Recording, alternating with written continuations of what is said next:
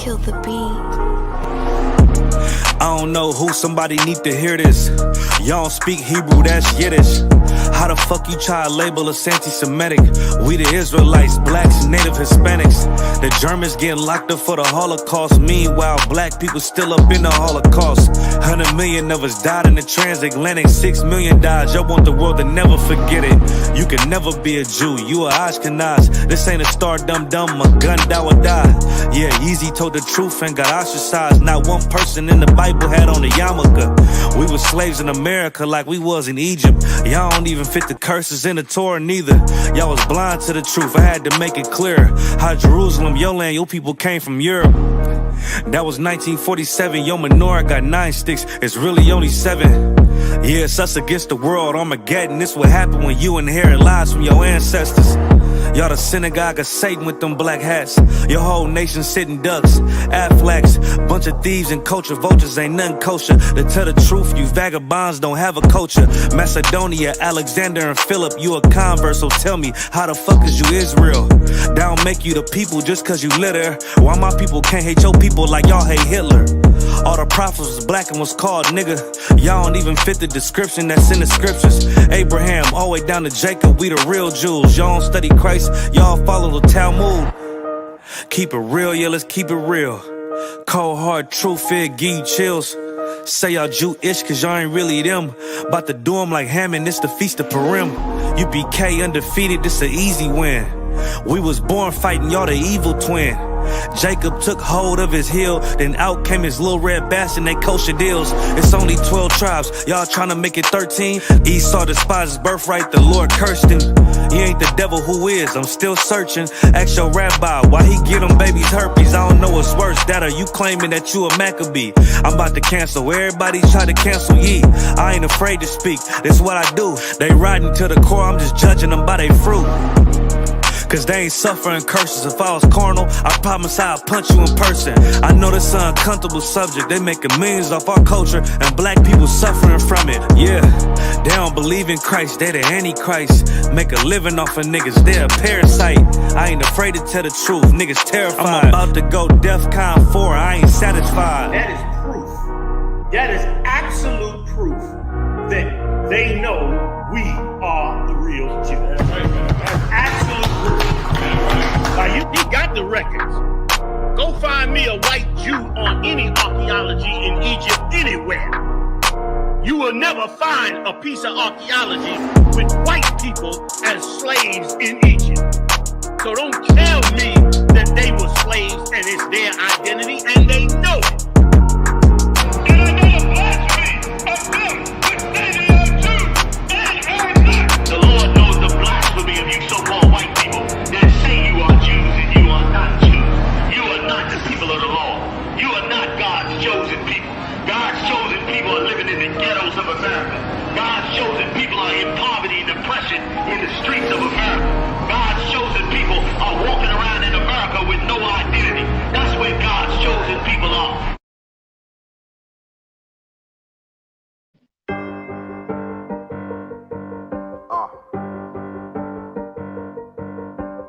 Yeah, on 44 shit, you know what I mean?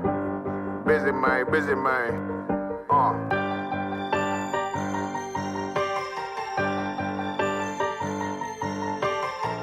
Look, when that shit drop, you step all the way on their neck, step on their neck and their head with that shit. Fine then, I ain't show no mercy, we gon' show them boy what time it is. I pop out like I'm Samuel, I got time to kill. Haters thought I died, I survived. They don't know how I did it, got it out the mud, straight to glory. They don't know how I feel, he nice but he don't show them skills, how I show them skills. He ride but he don't work the wheel, how I work the wheel. They mad, I'm too solid, circle tight, yeah, vacuum seal. No, they want my life, I ain't worried, I got rank for real. I got real soldiers, kill for me, nigga, watch yourself. They say you been in beast mode lately, you is not yourself. When you dropping that fire, precious marriage, they inquiring. They can't stop what's coming, but I see them conspiring. Cross the line,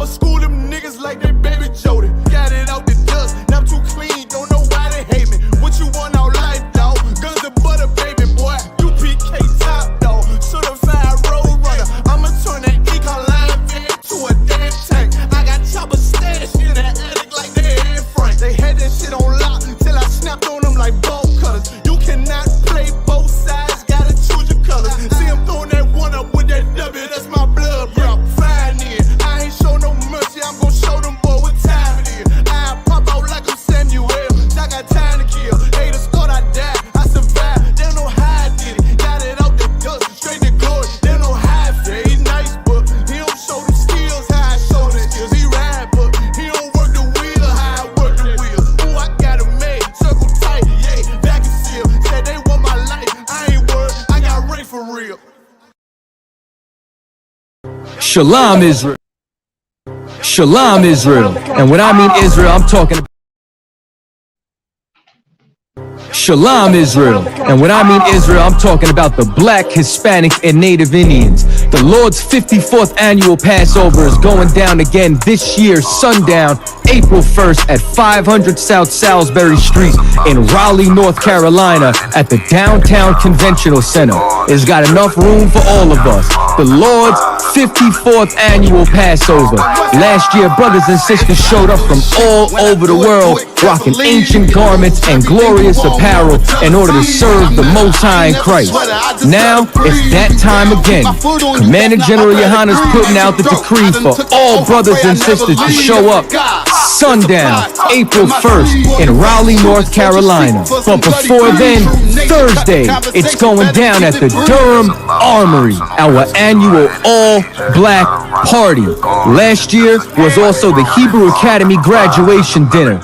This year, Commander General Yohana got something special for y'all. It is going down.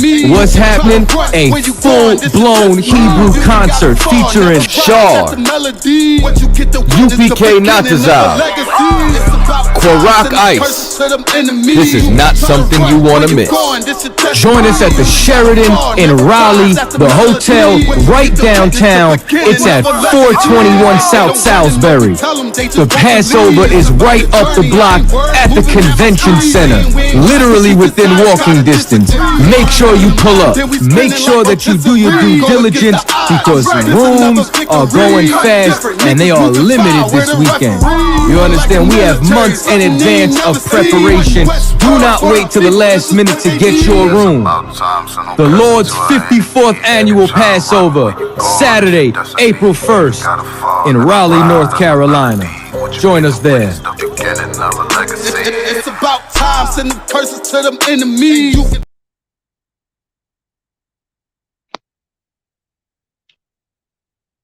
Second. Hey, Shalom Israël. Yahweh Bashim Shabbat Tham, toi les frères. Yahweh Shemar Alatam Bashim Yahweh à toutes nos sœurs. Et ce soir, comme tout mardi soir, de 8h à 9h30, nous avons la classe de fraternité.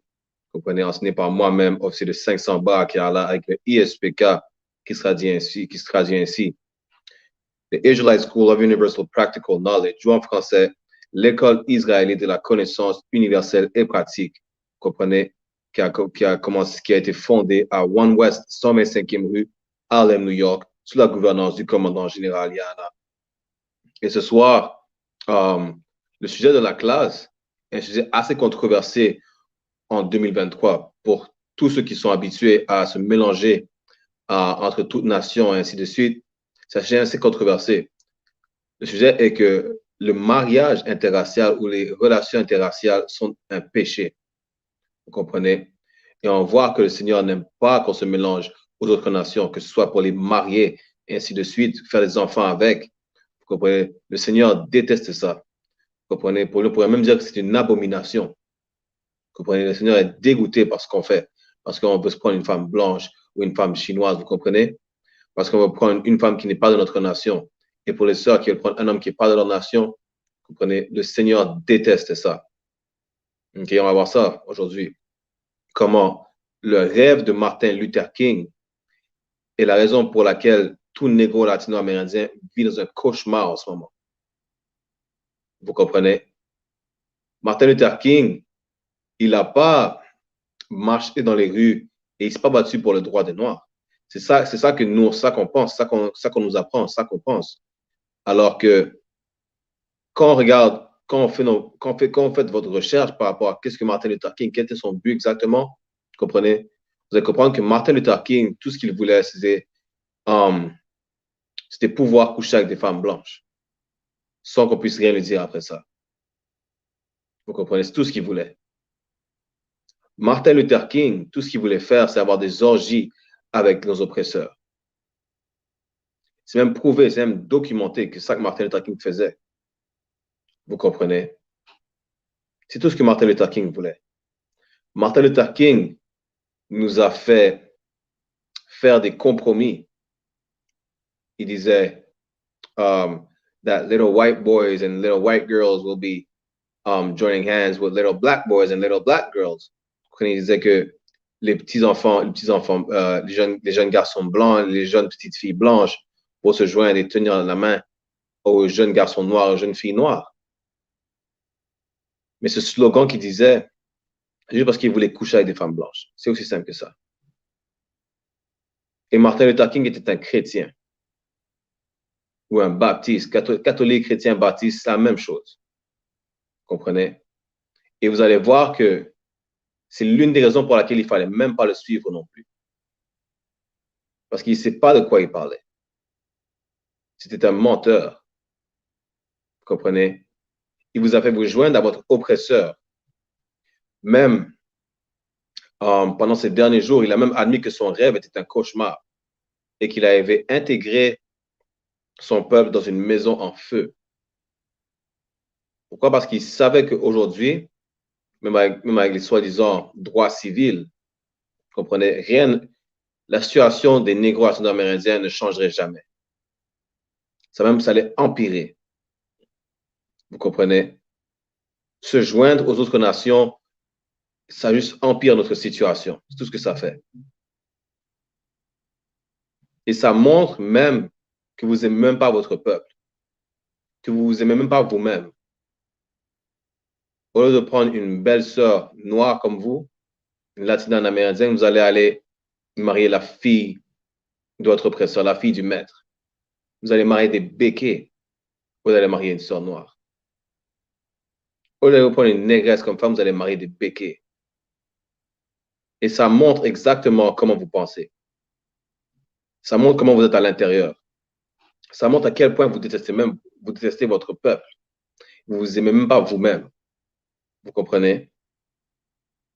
Et on va voir ça aujourd'hui comment même le Seigneur nous a dit de ne pas faire ces choses-là. Et en tant que catholique, baptiste ou chrétien, ils disent qu'ils connaissent la Bible, vous comprenez, mais ils ne connaissent rien. Martin Luther King disait qu'il fallait, vous comprenez, turn the other cheek, qui veut dire que s'il recevait une claque sur la joue gauche, il allait tourner sur la joue droite pour pardonner son oppresseur. C'est pour ça qu'il disait qu'il utilisait la non-violence. Et plusieurs de nos frères et sœurs aujourd'hui disent que Martin Luther King était un prophète. Et je vais vous montrer aujourd'hui que c'était un faux prophète. Parce qu'à la base, qu'est-ce qu'un prophète fait? Un prophète, il délivre le message du Seigneur, il prophétise. Mais le discours de Martin Luther King, il a volé de Gandhi. Vous comprenez? Et je vais vous montrer, on va sortir dans les scriptures, dans les écritures tout de suite, ok?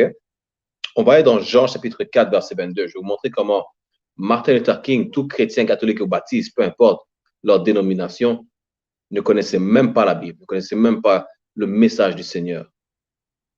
On va commencer par ça. Allons dans Jean chapitre 4, verset 22, ok?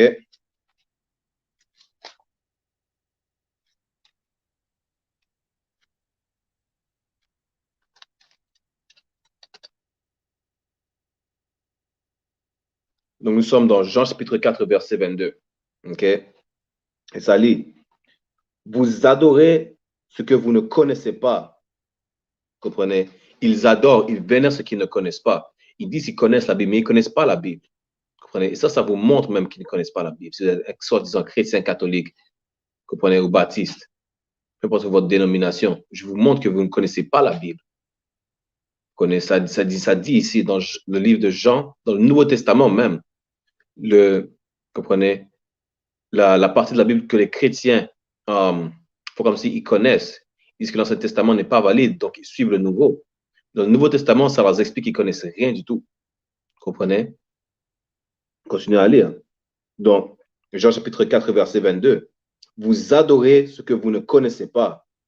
Nous adorons ce que nous connaissons, car le salut vient des Juifs. Comprenez? Nous, dans le ISPK, on sait qu'est-ce qu'on vénère. On sait qui on vénère. On connaît les Écritures bibliques. Comprenez? Tout chrétien, catholique, baptiste, bouddhiste, peu importe, ils ne savent rien. C'est pour ça que nous sommes le ISPK, l'école Israël de la connaissance universelle et pratique. Parce que nous avons la connaissance qui est universelle. Nous sommes éduqués sur tout sujet et pratique. Comprenez? Quand on applique ces connaissances à notre vie, c'est pratique, c'est pour être capable de mieux vivre. Vous comprenez? Comparé à Martin Luther King, qui était un menteur. Je montrais même que ça parle des gens comme Martin Luther King qui seraient là sur terre. Des faux prophètes. Comprenez? On va aller dans le livre de Matthieu. Juste un instant. Matthieu chapitre 7, verset 15. Pour tout chrétien catholique qui se réfère au Nouveau Testament, on va vous montrer que ça parle de vous. Ça parle de Martin Luther King, qui nous a fait nous joindre, nous intégrer à notre oppresseur. Vous comprenez? Après l'intégration, donc pendant la ségrégation, on avait des villes, on avait des quartiers, vous comprenez, des Noirs et des Latinos, et on florissait dans nos quartiers. Ce qui veut dire que on était oppressés, c'est sûr, parce que dans l'empire dans lequel nous sommes, c'est l'empire de notre oppresseur. Mais nous avons fondé des quartiers, des villes où on avait des universités noires, des dentistes, des docteurs noirs, ainsi de suite. Après l'intégration, on a laissé les autres nations s'intégrer dans nos quartiers et tous nos business, comprenez, on a fait des concessions, on a fait des compromis pour se joindre aux autres. Aujourd'hui, c'est où que vous voyez toute une rue juste avec des business noirs? Où que vous voyez toute une rue, tout un quartier juste avec des business de latinos, des Mexicains? Comprenez? Après l'intégration, au lieu d'avoir de la nourriture authentique mexicaine, on a eu Taco Bell. Vous voyez où je veux en venir? Donc, juste vous montrer vite fait comment ça parle de Martin Luther King, des faux prophètes. Dans Matthieu, chapitre 7, verset 15. Ça lit, gardez-vous des faux prophètes. Ils viennent à vous en vêtements de brebis, mais au-dedans, ce sont des loups ravisseurs. Martin Luther King était un loup ravisseur. Il venait qu'un vêtement de brebis. Quand ça veut dire qu'il venait qu'un vêtement de brebis, c'est pour vous dire que il faisait comme s'il était pour le peuple, mais il n'était pas pour le peuple. Comprenez? Tout ce que Martin Luther King faisait, c'est que il a suivi ses désirs. Il désirait coucher avec des femmes blanches, donc il a utilisé la marche des droits civils pour aller s'intégrer à notre oppresseur. C'est tout ce que Martin Luther King faisait. Comprenez? Martin Luther King n'était pas pour le peuple. Martin Luther King n'aimait pas son peuple. Il montre en même temps qu'il ne s'aimait pas lui-même. Il a décidé de laisser sa femme noire pour aller coucher avec des blanches, avoir des orgies avec des blanches. C'est tout ce que Martin Luther King faisait. Comprenez? C'était un faux prophète qui est venu en vêtements de brebis, qui s'intégrait au troupeau, mais qui était un loup ravisseur. Comprenez? Martin Luther King était loin d'être un vrai prophète. Et un prophète, comprenez, il aurait donné le message du Seigneur, et aussi que le Seigneur a donné à Jésus pour nous délivrer, vous comprenez? Il vous aurait laissé savoir que la ségrégation, il n'y avait rien de mauvais à la ségrégation. Vous comprenez? Martin Luther King, si c'était un vrai prophète, il vous aurait dit que Jésus serait juste venu pour sauver les négro latino-amérindiens et qu'il ne fallait pas s'intégrer à notre oppresseur. Si Martin Luther King avait du vrai amour pour vous, il vous aurait laissé savoir que l'intégration, même avant de faire son discours sur son rêve, l'intégration était un cauchemar, et même un cauchemar jusqu'à aujourd'hui en 2023. Parce que nous sommes joints à un diable, à notre oppresseur. Et toutes les autres nations autour de nous qui ne sont pas Israël, comme les Moabites, les Chinois, les Japonais, les Arabes, ainsi de suite, ils nous oppressent quand même dans nos quartiers. Donc, quand vous êtes dans les quartiers négro et latino-amérindiens, qu'est-ce que vous voyez? Vous voyez des dépanneurs que ce sont soit des hindous, soit des chinois à qui appartiennent les dépanneurs. Ce sont eux à qui appartiennent les dépanneurs. Mais où est le dépanneur de négro latino-amérindien dans Chinatown? Où est le restaurant mexicain en Chinatown? Vous comprenez? À Montréal, où nous sommes, Chinatown, ils ont un hôpital spécifiquement chinois. Où est l'hôpital haïtien? Vous voyez où je veux en venir? Les autres nations sont capables de construire un empire, vous comprenez? Et ils peuvent se séparer des autres. Ils savent que se séparer des autres, c'est se montrer de l'amour entre eux. Et tous les lundis, on a un show qui s'appelle La Pura Neta, vous comprenez? Où moi-même, avec hier avec officier de 500 Malakma et officier de 50 Ayar, vous comprenez? On vous expliquait comme quoi nous sommes le seul peuple à qui on nous dit qu'il faut se joindre aux autres. Vous comprenez? Les autres peuples, et nous sommes le seul peuple qui a vraiment une rancune ou une haine entre son propre peuple. Parce que quand, vous savez, au Canada, les plus gros immigrants illégaux, ce sont les Asiatiques et les Hindous. Quand je dis hindou, je dis ça en général, donc hindou, pakistanais, ainsi de suite. Vous comprenez? Mais eux, ils ne se plaignent pas. Ils ne se plaignent pas de leur peuple qui vient ici illégalement. Ils ne vont pas dénoncer leur peuple qui vient ici illégalement. Vous comprenez? Alors que nous, négro latino-amérindiens, nous sommes rapides à dénoncer notre peuple et à les vendre à l'oppresseur. Vous comprenez? En Californie, les soi-disant latino-américains sont juste des latinos qui sont nés aux États-Unis, par exemple. Ils se plaignent des latinos qui viennent illégalement. Vous comprenez? Ils sont même prêts à les déporter. Ici, même chose. Il y a plusieurs Haïtiens qui se plaignent des Haïtiens qui viennent ici illégalement et sont prêts à les déporter. Mais les Chinois ne vont pas faire ça. Les hindous, quand ils voient d'autres hindous venir ici illégalement, ils ne vont pas faire ça. Pareil pour les Somaliens, les Africains, vous comprenez? Parce qu'eux, ils ont de la fraternité, ils ont de l'amour pour leur peuple. Mais à cause de Martin Luther King, nous, on n'a pas d'amour pour notre peuple. À cause des chrétiens, des catholiques et des baptistes, on montre qu'on n'a pas d'amour pour notre peuple. On préfère donner notre amour aux autres nations, à nos oppresseurs. Vous comprenez? Et je vais vous montrer encore. C'est là qu'on va aller dans... Je vais vous montrer c'est quoi l'amour, vous comprenez? Et ensuite, je vais vous montrer que se mélanger aux autres était un péché. On va vous montrer comment c'est quoi l'amour. On va vous montrer qu'aucun chrétien ou catholique n'a de l'amour pour son peuple. OK?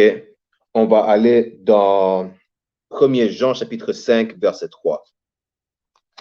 On va voir c'est quoi l'amour. On va voir si Martin, comme je dis, je viens juste de vous montrer que Martin Luther King ne connaissait pas la Bible. Là, je vais vous montrer qu'il ne savait pas c'était quoi l'amour non plus. S'il aurait su c'est quoi l'amour, il n'aurait jamais quitté sa femme pour aller coucher avec des blanches. Il ne nous aurait jamais fait s'intégrer avec les béquets. Vous comprenez? Donc, allons lire c'est quoi l'amour. 1er Jean, chapitre 5, verset 3. Car l'amour de Dieu consiste à garder ses commandements. Et ces commandements ne sont pas pénibles. Vous comprenez? Ça, c'est l'amour de Dieu, consiste à garder ses commandements. Et ces commandements n'étaient pas pénibles. Ça vous montre que Martin Luther King n'avait aucun amour pour son peuple. Il n'avait aucun amour pour lui-même. Parce qu'il aurait su qu'il ne fallait pas aller coucher avec des femmes blanches. Avec toute femme qui n'est pas de son peuple, il ne fallait pas aller coucher avec. Vous comprenez? Ça vous montre que Martin Luther King n'avait aucun amour pour vous, pour son peuple, ni pour lui-même. Et je vais vous montrer encore ça. On va aller dans Jean, chapitre 4, verset 20. C'est là que non. On va aller dans... non.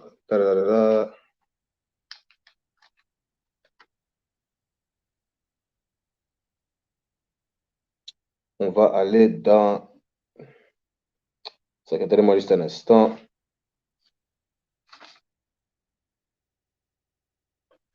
Premier Jean, chapitre 4, verset 20. Excusez-moi. Montre que les chrétiens, non seulement ils n'ont aucun amour pour leur peuple, mais ils n'ont aucun amour pour le Seigneur pareillement. Comprenez? Donc, allons dans 1 Jean, chapitre 4, verset 20.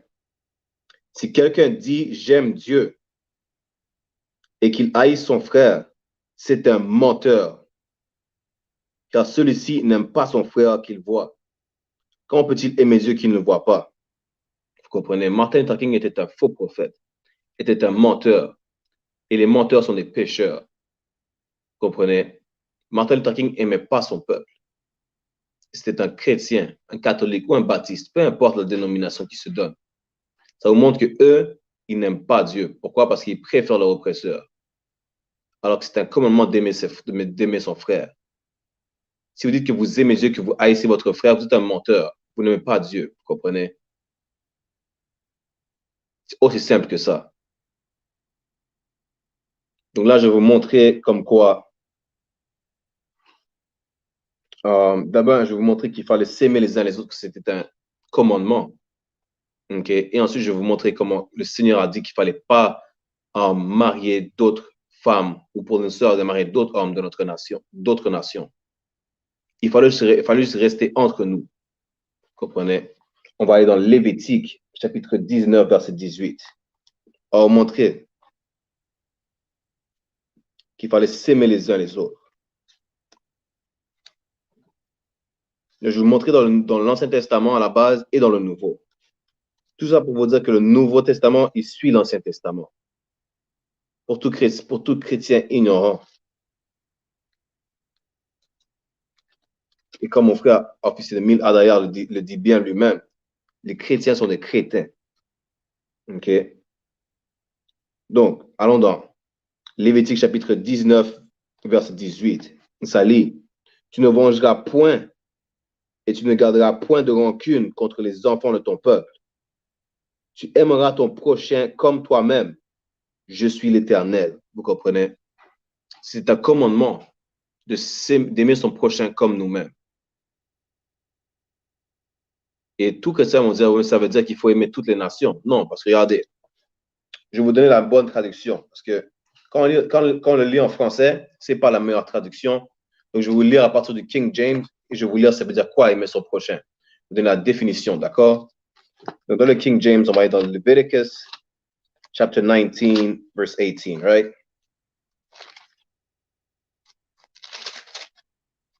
Et ensuite, je vais vous expliquer ça veut dire quoi. Donc, Leviticus, chapter 19, verse 18. Thou shalt not avenge nor bear any grudge against the children of thy people, but thou shalt love thy neighbor as thyself. I am the Lord. Donc, la bonne traduction, c'est to love thy neighbor. Connaître son prochain, son voisin. Donc, je laisse quoi la définition biblique de thy neighbor. Okay?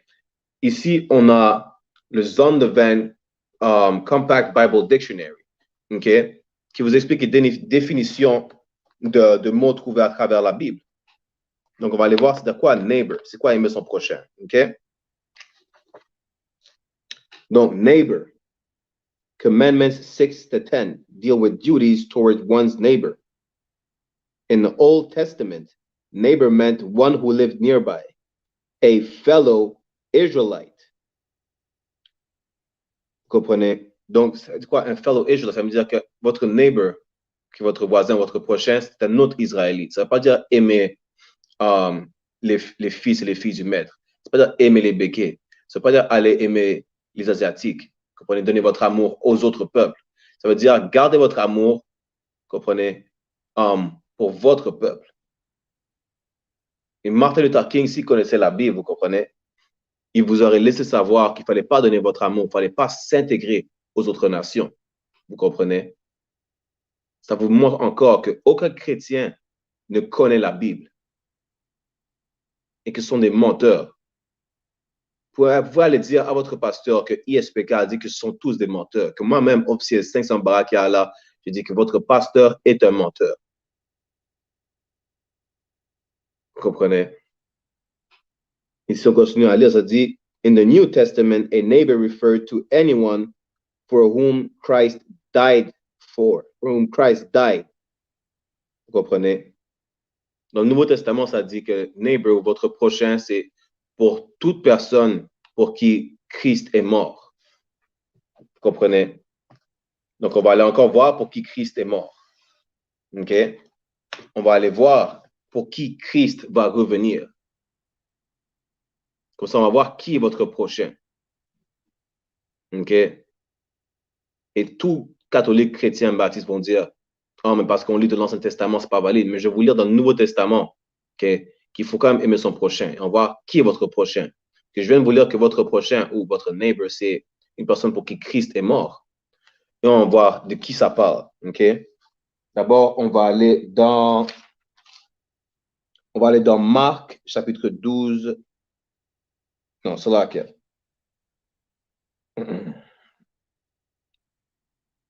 On va aller dans Matthieu, chapitre 19, verset 19.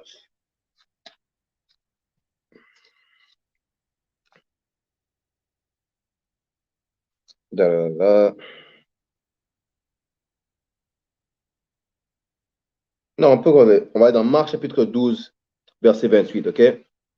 Donc, c'est un scribe qui est venu voir Christ pour lui poser des questions. Et on voit ce que Christ lui a répondu, OK? Marc, chapitre 12, verset 28. Un des scribes qui les avait entendus discuter, sachant que Jésus avait bien répondu aux Sadducéens, s'approcha et lui demanda, quel est le premier de tous les commandements? OK? Donc, un scribe est venu demander à Christ, c'est quoi le premier de tous les commandements? Vous comprenez? Il pose des questions, il veut des explications. On va voir ce que Christ lui répondit. Verset 29. Jésus répondit, voici le premier. Écoute, Israël, le Seigneur notre Dieu est l'unique Seigneur. Vous comprenez? Donc, Christ répond au scribe en disant, le Seigneur est l'unique Seigneur. Il n'y a pas d'autre Dieu que le Seigneur. Vous comprenez? Et la bonne traduction en hébreu, le nom du Seigneur, c'est Yahweh. Vous comprenez? Il n'y a pas d'autre Dieu que Yahweh. C'est ça que Christ est en train de dire au scribe. Et on continue. Verset 30. Et tu aimeras le Seigneur, ton Dieu, de tout ton cœur, de toute ton âme, de toute ta pensée et de toute ta force. Vous comprenez? Donc, il explique aussi que votre Yahweh, votre Dieu, vous devrez l'aimer de tout votre bien-être. Vous comprenez? Et on a vu c'est quoi l'amour. Comment aimer le Seigneur, c'est de suivre ses commandements. Si vous ne suivez pas ses commandements, vous êtes un menteur, vous n'aimez pas le Seigneur. OK? On continue à lire. Verset 31. Voici le second. Tu aimeras ton prochain comme toi-même. Il n'y a pas d'autre commandement plus grand que cela. Comprenez? Tu aimeras ton prochain comme toi-même. Martin Luther King, il ne s'aimait pas lui-même. Donc, ça montre que c'est pour ça qu'il n'aimait pas son prochain. Vous comprenez? Et quand je vous ai lu, c'était quoi la définition de neighbor, de votre voisin, de votre prochain? Et ça a dit que c'est dans le Nouveau Testament, c'est-à-dire pour toute personne pour qui Christ est mort. On va voir pour qui Christ est mort, pour qui Christ il va revenir, d'accord? Allons dans Matthieu, chapitre 15, verset 24. On va voir pour qui Christ est mort, pour qui Christ va revenir. OK? Et ça, pour tout chrétien catholique, vous comprenez? Ça, c'est dans le Nouveau Testament. Donc, vous ne pouvez pas dire que ce n'est pas valide. OK? Donc, Matthieu chapitre 15, verset 24. Il répondit, donc là, c'est Christ qui parle, OK? Il répondit, je n'ai été envoyé qu'aux brebis perdues de la maison d'Israël. Ça ne dit pas tout le monde. Votre prochain, ce n'est pas les béquets pour qui Martin Luther King a marché pour les droits civils. Votre prochain, ce n'est pas les Chinois, les Hindous à qui appartient le dépanneur au coin de la rue. Vous comprenez? Votre prochain, c'est un autre Israélite. Comme je l'ai lu, c'était qui votre prochain? Votre prochain, c'était pour toute personne pour qui Christ est mort. Il vient de lire dans Matthieu chapitre 15, verset 24, que Christ va juste revenir pour les brebis d'Israël, les brebis perdues d'Israël. Vous comprenez? Martin Luther King n'avait aucun amour pour lui-même, aucun amour pour son prochain, et encore moins d'amour pour le Seigneur. Et on a décidé de suivre quelqu'un qui s'aimait même pas et qui ne nous aimait pas non plus. Vous comprenez? Et après, on s'étonne qu'on continue à vivre dans un cauchemar. Mais le rêve de Martin Luther King est la raison pour laquelle tout négro latino-amérindien vit dans un cauchemar aujourd'hui. Vous comprenez? Et là, je vais vous montrer que, comme quoi le Seigneur a dit qu'il fallait jamais se mélanger aux autres, qu'il fallait rester entre nous. OK? On va aller dans Deutéronome chapitre 7, on va commencer au verset 1.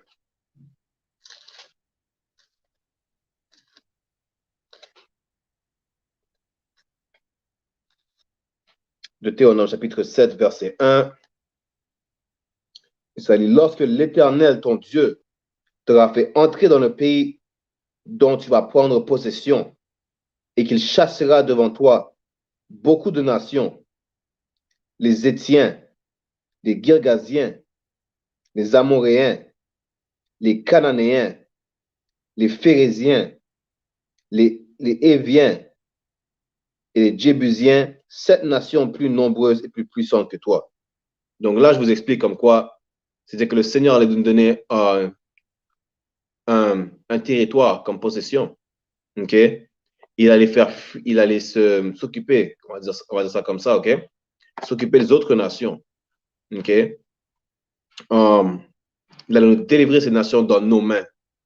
Et vous allez comprendre ce que ça veut dire, de les délivrer dans nos mains quand je continue à lire, d'accord? Là, ça vous a donné un exemple de 7 nations qui étaient dans le territoire sur la terre que le Seigneur allait nous donner. OK? Ces nations-là étaient des nations africaines. OK? Les Jébusiens, ainsi de suite. Et on voit qu'est-ce qui s'est passé, d'accord? Verset 2. Lorsque l'Éternel, ton Dieu, te les aura livrés et que tu les auras battus, tu les dévoueras par interdit. Tu ne traiteras point d'alliance avec elles et tu ne leur feras point grâce. Vous comprenez? Quand vous le relisez dans la version du King James, okay, ça vous dit que ces nations-là, comment on va dire ça, pour pas se faire bannir de YouTube et de TikTok, ces nations-là, on les a abattus. Ouais, quand ça dit battus, c'est vraiment qu'on les a abattus.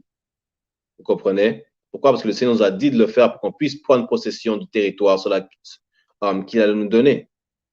OK? Et quand on continue à lire dans le verset, ça dit qu'on ne fera aucune alliance avec ces nations-là. Et qu'on ne va pas leur montrer de pitié. Vous comprenez? Continuez à lire.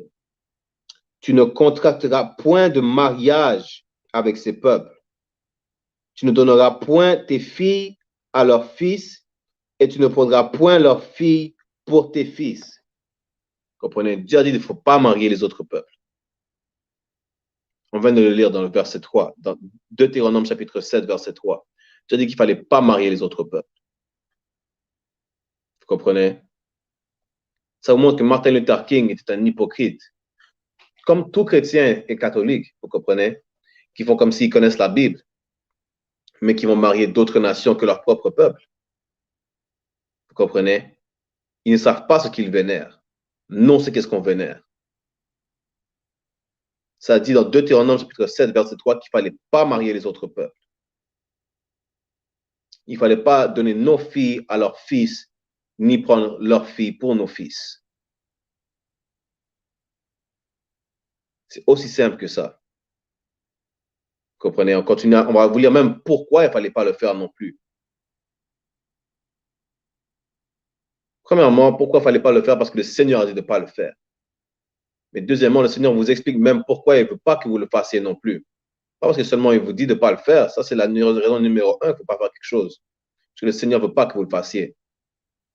Mais le Seigneur vous a expliqué même en détail pourquoi il ne veut pas que vous le fassiez. OK? On va lire. Deutéronome chapitre 7, on va relire le verset 3. Okay? Après, on va lire le verset 4. Deutéronome chapitre 7, verset 3. Tu ne contracteras point de mariage avec ces peuples. Tu ne donneras point tes filles à leurs fils, et tu ne prendras point leurs filles pour tes fils. Verset 4. Car ils détourneraient de moi tes fils, qui serviraient d'autres dieux, et la colère de l'Éternel s'enflammera contre vous. Il te détruira promptement. Vous comprenez? Voilà pourquoi il ne faut pas marier d'autres nations. Parce que vous allez suivre leur culture. Vous allez vénérer leur Dieu. Vous comprenez? Et vénérer un autre Dieu que le Seigneur, Yahweh, est un péché. Je vais vous raconter une anecdote vite fait.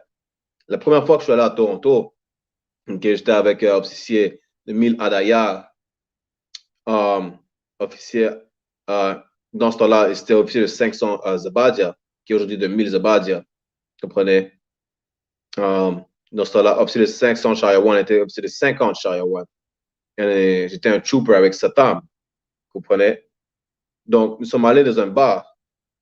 OK? Et donc, on a rencontré deux sœurs, deux jeunes filles, de belles, on les a rencontrées dans la ville et après avoir eu une conversation, il y en a une qui disait qu'elle était plus en relation avec son gars. Pourquoi? Parce que c'est un musulman qui voulait la forcer à se convertir à l'islam. Vous comprenez? Et cette anecdote-là est reflétée dans Deutéronome chapitre 7, verset 4. Verset 3 et 4. Comme quoi, c'est sûr, elle n'avait pas la connaissance. Elle ne savait pas qu'il ne faut pas se mélanger aux autres nations. Elle s'est mélangée avec quelqu'un qui n'était pas de son peuple et ce musulman voulait la forcer à se convertir à l'islam. Ces raisons-là, c'est pour ça qu'il ne faut pas se mélanger aux autres nations. Allez pas vous mélanger aux Africains. Allez pas vous mélanger aux Ismaélites. Vous comprenez? Vous allez commencer à vénérer leur Dieu. Vous allez prendre leur coutume, vous allez adopter leurs coutumes. Vous comprenez? Et vous allez faire compromis de la vôtre. C'est ça que le Seigneur, il ne veut pas que vous mariez d'autres nations. Vous comprenez? On va continuer à lire. Verset 5. Voici au contraire comment vous agirez à leur égard. Vous renverserez leurs autels, vous briserez leurs statues, vous abattrez leurs idoles et vous brûlerez au feu leurs images taillées. Vous comprenez? Donc ça, c'est pour un peu de contexte. C'est pour ça que je vous ai lu Deutéronome chapitre 7 à partir du verset 1 pour le contexte. Donc ça vous explique que quand le Seigneur nous a donné ce territoire comme possession, au lieu de, quand on les a abattus, ces nations, pour prendre possession du territoire, on n'a gardé aucun souvenir. Vous comprenez? Toutes leurs idoles, ainsi de suite, on les a détruits. On n'a gardé aucun souvenir, vous comprenez? Et continuons à lire verset 6. Car tu es un peuple saint pour l'Éternel, ton Dieu. L'Éternel, ton Dieu, t'a choisi pour que tu fusses un peuple qui lui appartient entre tous les peuples qui sont sur la face de la terre. Vous comprenez? Le peuple d'Israël, qui sont les soi-disant négro latino-amérindiens, sont un peuple saint. Qu'est-ce que ça veut dire être un peuple saint? Le mot saint ou holy en anglais vient du mot kodash en hébreu, qui veut dire séparé. Nous sommes un peuple qui est supposé être séparé des autres nations. Donc, si nous sommes supposés être séparés des autres nations, qu'est-ce qui vous met dans la tête que le Seigneur, qu'est-ce qui vous fait croire que le Seigneur va penser qu'il n'y a rien de mal à aller marier des femmes ou pour nos soeurs aller marier des hommes d'autres nations? Le Seigneur a dit que vous êtes un peuple séparé à la base. Vous comprenez? Vous êtes spécial, vous êtes un peuple séparé. Vous comprenez? Vous êtes comme l'huile du Seigneur et vous voulez aller essayer de vous mélanger avec de l'eau. Mais on peut voir quand on mélange l'huile et l'eau demeurent séparées. Vous comprenez? C'est ça que le Seigneur vous dit. Vous êtes un peuple séparé, il ne faut pas vous mélanger avec les autres. Mais vous voulez aller vous mélanger avec les autres. Pourquoi? Pour vos désirs, tout comme Martin Luther King. juste pour vos désirs. Vous préférez succomber à vos désirs que d'obéir le Seigneur. Vous comprenez? Et j'allais vous montrer encore, comme quoi le fait, à part l'anecdote que je vous ai donnée à Toronto, okay, le fait que marier des femmes d'autres nations pour nous faire vénérer leur Dieu, c'est déjà arrivé même dans la Bible à plusieurs reprises. Mais avant de vous montrer ça, je vais vous montrer que le Seigneur a même, le déluge que le Seigneur a amené sur terre était à cause des mariages interraciaux. Le Seigneur a inondé la terre. Pourquoi? À cause que vous décidiez d'aller marier des femmes, d'aller coucher avec des femmes blanches. Et quand j'allais coucher ou quand j'ai marié, parce qu'on comprend dans la Bible que le sexe est le mariage. Aussi simple que ça. Là, je vais vous montrer comme quoi le Seigneur a fait pleuvoir pendant 40 jours, 40 nuits, a inondé la terre, comprenez, à cause des relations interraciales. On va être dans Genèse chapitre 6.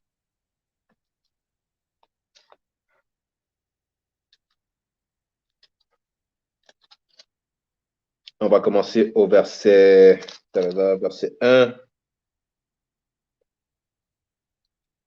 On va commencer verset 1. OK?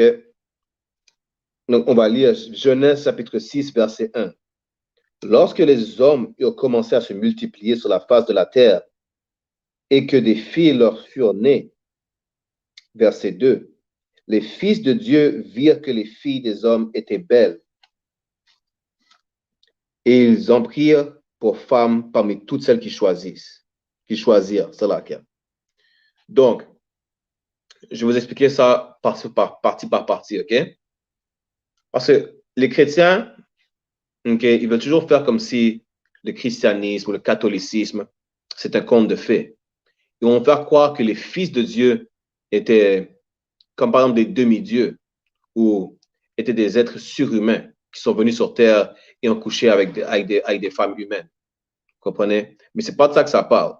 Tout comme on dit que les enfants d'Israël sont les enfants du Seigneur, c'est de ça que ça parle. Vous comprenez? Les fils de Dieu sont les fils d'Adam qui avaient la connaissance. Et Adam n'était pas le seul. Adam et Ève n'étaient pas les seuls humains sur terre. Ils n'étaient pas les premiers humains sur terre. Vous comprenez? Les fils des hommes sont les fils des autres qui étaient autour de Adam et Ève. Les fils de Dieu, ça parle des descendants de Adam. Vous comprenez? Tout comme quand on dit les enfants de Dieu ou les enfants d'Israël, ou quand Dieu dit mes enfants alors qu'il parle des enfants d'Israël, ce sont nous les fils de Dieu aujourd'hui. Négro, latino, amérindien. Vous comprenez? Et donc les fils de Dieu, ils ont désiré coucher avec les fils des hommes. C'est laquelle? Les fils ont désiré coucher avec les filles des hommes. Vous comprenez? Et pour cela, on va voir qu'est-ce que Dieu pensait de ça. OK? Verset 3. Alors l'Éternel dit, mon esprit restera pas toujours dans l'homme, car l'homme n'est que chair, et ses jours seront de 120 ans. Vous comprenez? Donc, parce que on décidait, les fils de Dieu ont décidé de succomber à leurs désirs, au désir charnel. Vous comprenez? Le Seigneur a dit que pour cela, il ne va pas toujours avec ses fils. Vous comprenez? Si on succombe à nos désirs, le Seigneur ne sera pas avec nous. Vous comprenez? Si on succombe à nos désirs charnels, peu importe quels que soient les désirs charnels, par rapport au sujet de la classe, ce serait justement aller coucher avec des femmes qui sont d'une autre nation, ou pour nos sœurs qui vont coucher avec d'hommes qui sont d'une autre nation. Vous comprenez? Le Seigneur ne sera pas avec vous, parce qu'il vous a dit de ne pas le faire à la base. OK? Continuez à lire. Genèse chapitre 6, verset 4. Les géants étaient sur la terre en ce temps-là. Après que les fils de Dieu furent venus vers les filles des hommes et qu'elles leur eurent donné des enfants, ce sont ces héros qui furent fameux dans l'Antiquité. Encore une fois, les chrétiens vont faire croire que la Bible est un conte de fées.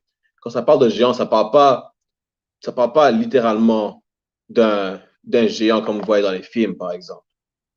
C'est pas de quelqu'un de gigantesque dans le premier sens du terme. Un géant, on peut dire que c'est une personne gigantesque par rapport à son pouvoir, à son influence. Aujourd'hui, les géants sont par exemple Joe Biden, Emmanuel Macron, Justin Trudeau. Vous comprenez? Eux sont des géants sur Terre par rapport à leur pouvoir, par rapport à l'influence qu'ils ont. Vous comprenez? C'est ça que ça veut dire quand ça parle des géants. Ça ne parle pas d'une personne qui faisait 10 mètres de haut. Vous comprenez? Ça parle d'une personne qui avait un haut statut. Vous comprenez? C'est ça que ça veut dire les géants. Aujourd'hui, Justin Trudeau est un géant. Vous comprenez? Le prince Harry est un géant. Kim Jong-un est un géant. Vous comprenez? Ils ont du pouvoir et de l'influence. C'est ça que ça voulait dire quand ça parlait des géants sur Terre. Vous comprenez? Il ne faut pas prendre tout à la lettre. OK? On continue à lire. L'Éternel, verset 5, c'est là qu'il y a. Genèse chapitre 6, verset 5.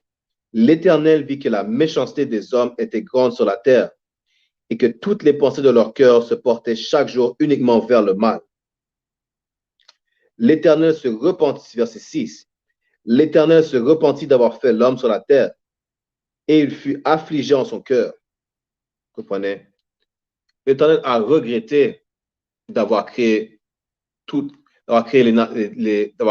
les hommes ainsi que ses fils qui ont succombé à leur désir charnel. C'est un regret pour l'Éternel. Il se sentait mal de voir que sa création le dégoûtait. Vous comprenez? Donc, on voit qu'est-ce qu'il a fait. Et l'Éternel dit, verset 7, et l'Éternel dit, j'exterminerai de la face de la terre l'homme que j'ai créé, depuis l'homme jusqu'au bétail, aux reptiles et aux oiseaux du ciel, car je me repens de les avoir faits. Vous comprenez? Donc, le Seigneur, c'est là que le Seigneur, si vous pouvez continuer, on va arrêter là, vous pouvez continuer à lire le chapitre. Okay? Si vous êtes familier avec l'histoire de Noé, de ses 3 fils, ainsi de suite, vous comprenez? C'est la seule famille que le Seigneur a épargné du déluge. Vous comprenez? On a lu pourquoi le Seigneur a ramené le déluge sur la terre. À cause que les fils de Dieu sont allés coucher avec les filles des hommes. Vous comprenez? C'est la seule raison pourquoi le Seigneur a amené le déluge sur la terre. Et ça vous montre que le Seigneur était dégoûté des relations interraciales. Et là, je vais vous montrer comme quoi c'est déjà arrivé que parce que on décide d'aller coucher avec une autre nation qui n'est pas la nôtre, on suit leur Dieu et on suit leurs coutumes. On adopte leurs coutumes. Vous comprenez? On va aller dans 1er Roi, chapitre 11, verset 1. 1er Roi, chapitre 11, verset 1. Un instant. Donc, si vous êtes familier, ce livre, 1er Roi, ça parle du roi Salomon. Vous comprenez? Et on va voir, et vous allez comprendre que, encore une fois, les chrétiens, les catholiques, les baptistes, ainsi de suite, peu importe leur dénomination, ils vont me dire que Salomon a péché parce qu'il avait plusieurs femmes. Et on va voir comment ce qu'eux, ils disent est un mensonge. Je vous le décortiquer, je vais vous l'expliquer en détail comment Salomon, quel était le péché du roi Salomon. OK? Donc, allons dans 1er Roi, chapitre 11, on va commencer au verset 1. Le roi Salomon aima beaucoup de femmes étrangères, outre la fille de Pharaon, des Moabites, des Ammonites, des Édomites, des Sidoniennes, des Étiennes. Vous comprenez? C'était connu que le roi Salomon avait plusieurs femmes. Parmi ces femmes-là, il avait des femmes d'autres nations qui n'étaient pas la sienne, qui étaient non israélites. Quand ça parle d'un étranger, d'une étrangère, vous comprenez? Ça veut dire soit quelqu'un qui n'est pas du territoire, ou ça veut dire quelqu'un qui n'est pas de la nation d'Israël. Dans ce contexte-là, ça montre que ces femmes étrangères, ça ne veut pas dire qu'elles n'étaient pas du territoire, vous comprenez? mais ça vous montre que, ça vous explique même que c'est des femmes qui n'étaient pas de la nation d'Israël. Donc les Moabites qui sont aujourd'hui les Chinois, les Ammonites qui sont aujourd'hui les Japonais. La fille de Pharaon, clairement, quand vous connaissez l'histoire des Égyptiens, la fille de Pharaon était une Africaine. Les Édomites sont aujourd'hui les Caucasiens, vous comprenez, ainsi de suite. Donc, continuez à lire. 1er Roi, chapitre 11, verset 2. Appartenant aux nations dont l'Éternel avait dit aux enfants d'Israël, vous n'irez point chez elles, et elles ne viendront point chez vous. Elles tourneraient certainement vos cœurs du côté de leur Dieu. Ce fut à ces nations que s'attacha Salomon, entraîné par l'amour. Vous comprenez? Donc, même dans le verset 2, parce qu'il y en a plusieurs qui vont dire, comme vous avez lu dans Deutéronome, chapitre 7, verset 1 à 6, ils vont dire, ouais, vous avez raison, qu'on n'est pas supposé marier les Africains. Vous comprenez? Mais on peut marier les autres nations. Donc là, je vous démontre encore que ce n'est pas juste les Africains dont Dieu parlait. Dieu a dit que toutes les nations dont le Seigneur a dit de ne pas fréquenter, vous comprenez, de ne pas se joindre, se marier, tels les Édomites, les Ammonites, les Moabites, etc. Le Seigneur a dit qu'il ne fallait pas marier aucune de ces nations, pas seulement les Africains. Toutes les nations qui ne sont pas d'Israël, le Seigneur a dit qu'il ne faut pas se marier avec elles. Vous comprenez? Parce qu'on va commencer à suivre leur Dieu et adopter leurs coutumes. C'est pour ça que le Seigneur ne veut pas qu'on se marie avec les autres nations. Mais Salomon, lui, encore, a succombé à ses désirs charnels, a décidé de marier ces femmes-là d'autres nations qui n'étaient pas de la sienne. On va continuer à lire. Verset 3. Il eut 700 princesses pour femmes et 300 concubines, et ces femmes détourneraient son cœur. Vous comprenez? Ça dit que Salomon a plusieurs femmes. 700 princesses, 300 concubines. Vous comprenez? Il y avait plusieurs femmes. OK? On continue à lire. On va voir si c'est ça le péché de Salomon ou pas. OK? Verset 4. À l'époque de la vieillesse de Salomon, ces femmes inclinèrent son cœur vers d'autres dieux, et son cœur ne fut point tout entier à l'Éternel, son Dieu, comme l'avait été le cœur de David, son père. Vous comprenez? Donc, plus Salomon vieillissait, ce qui s'est passé, c'est que son cœur, qui n'est pas littéralement son cœur, le cœur, c'est une métaphore, ça veut dire votre esprit, vous comprenez, votre âme, vous comprenez, votre pensée. Parce que votre cœur, littéralement, si vous parlez de votre cœur littéral, le cœur ne ferait que pomper du sang dans votre corps. Okay? Vous pouvez, quand vous dites que vous avez mal au cœur, que quelqu'un a brisé votre cœur, et ainsi de suite, c'est un sentiment, tout ça c'est dans la tête. Okay? Votre cœur, c'est là, dans votre tête, vous comprenez? Ce n'est pas votre cœur que vous avez, c'est pas l'organe que vous avez dans votre corps. Cet organe-là ne sert juste qu'à pomper du sang. OK? Donc, plus Salomon vieillissait, et il commençait à être, vous comprenez, au lieu de focuser sur le Seigneur, il commençait à avoir la coutume de ces autres femmes qui faisaient partie des nations qu'on n'était pas supposé se mélanger avec. Et ces femmes dirent à Salomon, viens essayer de vénérer mon Dieu. On va voir si ça te convient, vénérer mon Dieu, ainsi de suite. OK? Et on continue à lire verset 5. Salomon allia après Astarté, divinité des Sidoniens, et après Milcom, l'abomination des Ammonites. Donc, à cause que, comme on a lu plus tôt, à cause que Salomon a pris des femmes d'autres nations, il commençait à vénérer les dieux de ces femmes qui faisaient partie d'autres nations. Comprenez, tel Astarté ou Milcom, qui étaient d'autres dieux, comprenez, alors que Salomon, en tant qu'Israélite, il savait que son Dieu, Yahweh, est le seul Dieu, qu'il n'y a pas d'autre Dieu au-dessus de son Dieu, comprenez, mais il a décidé d'aller vénérer d'autres dieux à cause qu'il avait d'autres femmes, d'autres nations. Continuez à lire, verset 6. Et Salomon fit ce qui est mal aux yeux de l'Éternel, et ne suivit point pleinement l'Éternel comme David, son père. Comprenez? Ça ne dit pas que l'Éternel, c'est pas que qu'est-ce que Salomon a fait de mal était qu'il avait plusieurs femmes, ça ne dit pas ça. Qu'est-ce que Salomon a fait de mal, c'est qu'il a commencé à vénérer d'autres dieux à cause qu'il avait des femmes d'autres nations. Donc, pour tout chrétien catholique ou baptiste, peu importe, dit que Salomon a péché parce qu'il avait plusieurs femmes, vous êtes des menteurs. Vous ne pouvez même pas prouver votre point. Et là, ça montre que le Seigneur était fâché contre Salomon. Vous comprenez? Parce qu'il a fait ce qui était mal aux yeux du Seigneur, qui était d'aller vénérer d'autres dieux en prenant d'autres femmes. Adopter la culture des femmes qui n'étaient pas de sa nation. On va continuer à lire. Verset 7.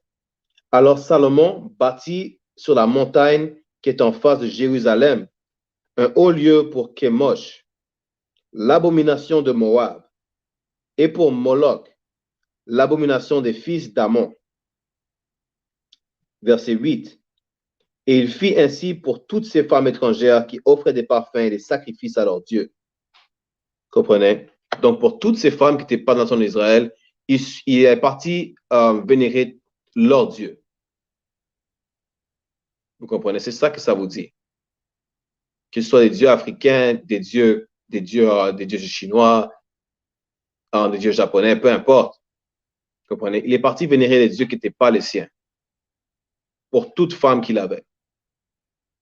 Vous comprenez? On continue à lire. 1er Roi, chapitre 11, verset 9. L'Éternel fut irrité contre Salomon parce qu'il avait détourné son cœur de l'Éternel, le Dieu d'Israël, qui lui était apparu 2 fois. Encore, ça vous montre que le Seigneur était juste fâché contre Salomon, pas à cause qu'il avait plusieurs femmes, mais parce qu'à cause de ces femmes étrangères, qui veut dire des femmes qui n'étaient pas israélites, il est parti adopter leur culture et vénérer leur Dieu. Vous comprenez? Continuez à lire. Verset 10. Il lui avait à cet égard défendu d'aller après d'autres dieux, mais Salomon n'observa point les ordres de l'Éternel. Verset 11. Et l'Éternel dit à Salomon, puisque tu as agi de la sorte et que tu n'as point observé mon alliance et mes lois que je t'avais prescrites, je déchirerai le royaume de dessus toi et je le donnerai à ton serviteur. Vous comprenez? Donc, pour ceux qui ne sont pas familiers, à un moment, le royaume était divisé en 2. Donc, le royaume du nord et le royaume du sud. Vous comprenez? Pourquoi le royaume a été divisé en 2? Parce que Salomon a péché en allant prendre des femmes étrangères, des femmes non israélites, et est parti adopter leurs coutumes et vénérer leur Dieu. Voilà pourquoi le royaume a été divisé en 2. Voilà pourquoi Dieu a mis le déluge sur la terre. Vous comprenez? À cause des relations interraciales. Donc, Martin Luther King encore, ça vous montre que c'était un menteur et un faux prophète. En disant que tous les jeunes garçons blancs et jeunes filles blanches vont tenir la main à tous les jeunes garçons noirs et les jeunes filles noires. La marche des droits civils est un cauchemar jusqu'à aujourd'hui. Vous comprenez? Martin Luther King parti coucher avec des femmes blanches, c'était un péché. Et lui-même devait le savoir. Vous comprenez? C'est pas comme si Martin Luther King ne savait pas. Il succombait à ce désir charnel. Au lieu d'écouter le Seigneur, tout comme Salomon l'a fait, il a succombé à ce désir charnel. Et je viens vous montrer encore comme quoi le péché de Salomon n'était pas de prendre plusieurs femmes, mais de prendre des femmes étrangères, qui veut dire des femmes non israélites. On va aller dans le livre de Néhémie, chapitre 13. OK?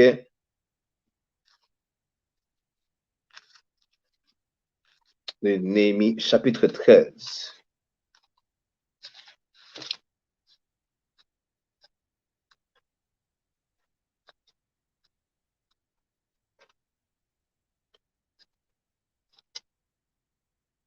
Donc, le livre de Néhémie, on va commencer au verset 23, juste pour une question de contexte, OK? Donc, Néhémie, chapitre 13, verset 23.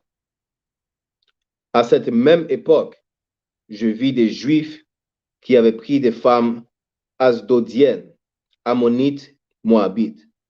Encore, donc ça, c'est le prophète Néhémie qui vous explique que dans son temps, il a vu des Israélites prendre des femmes étrangères, encore. Donc, ça dit juste ça donne juste 3 nations, mais grosso modo, c'est vraiment juste de prendre n'importe quelle femme qui est non israélite, on va voir qu'est-ce qui arrive. OK? Donc, verset 24. La moitié de leurs fils parlaient l'asdonien et ne savaient pas parler le juif. Ils ne connaissaient que la langue de tel ou tel peuple. Donc, ça vous explique que en adoptant leur culture, on oublie la nôtre. Donc, les enfants qu'on a eus avec ces femmes étrangères-là ne parlaient pas l'hébreu, qui était leur langue. Vous comprenez? Donc, c'est là que laissez-moi clarifier ça. Si vous êtes un homme qui prend une femme étrangère, l'enfant est un Israélite. Dans le moment où vous êtes une femme qui prend un mari étranger, l'enfant n'est pas des Israélites. Vous comprenez? Parce que l'enfant est la graine du père. Il n'y a aucune personne qui est soi-disant mixte. Ça n'existe pas.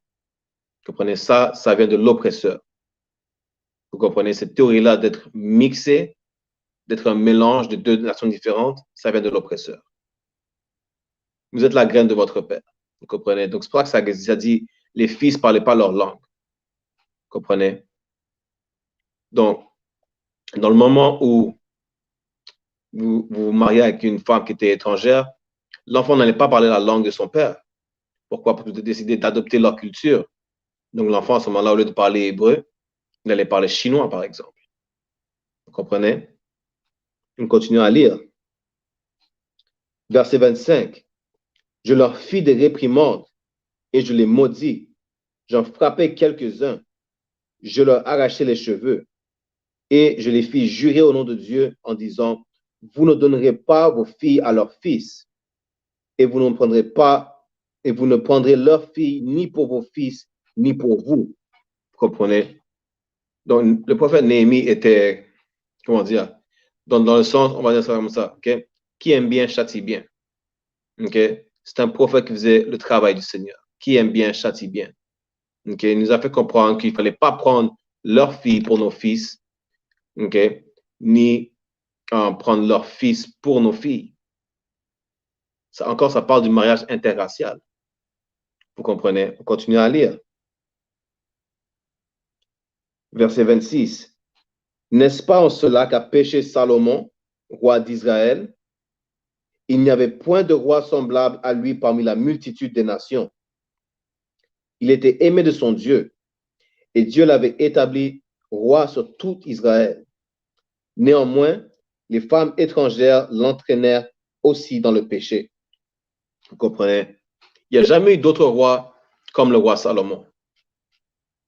Et encore, ça vous montre que prendre des femmes étrangères, okay, ou pour nos sœurs, prendre des hommes étrangers, c'est pas ça que Salomon a fait. C'est pas ça que le péché que Salomon a fait. Donc là, ça vous rappelle que le péché de Salomon n'était pas avoir plusieurs femmes, c'était pas la polygynie. C'était le mariage interracial. Et que malgré tout l'amour que le Seigneur avait pour Salomon, les femmes étrangères que Salomon a pris comme femmes, pour femmes, l'entraînèrent dans le péché. Comment? Parce qu'elles ont fait Salomon commencer à vénérer leur Dieu et donc il a oublié le sien. Vous comprenez? Ça vous montre pourquoi il ne fallait pas commettre des mariages, des relations interraciales. On continue à lire le dernier verset. On va arrêter là. Verset 27.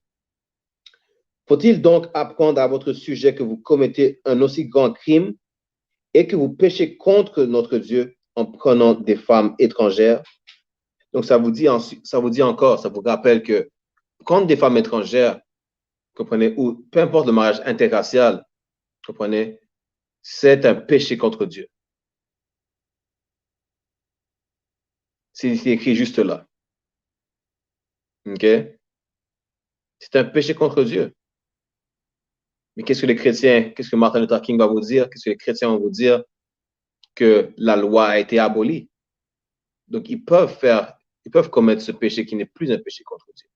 Parce que vu que c'est dans l'Ancien Testament, ça a été aboli. Donc, on va aller dans le Nouveau Testament et on va vous lire comme quoi la loi n'a jamais été abolie. Comme quoi toutes les lois de l'Ancien Testament, elles demeurent dans le Nouveau Testament pareillement.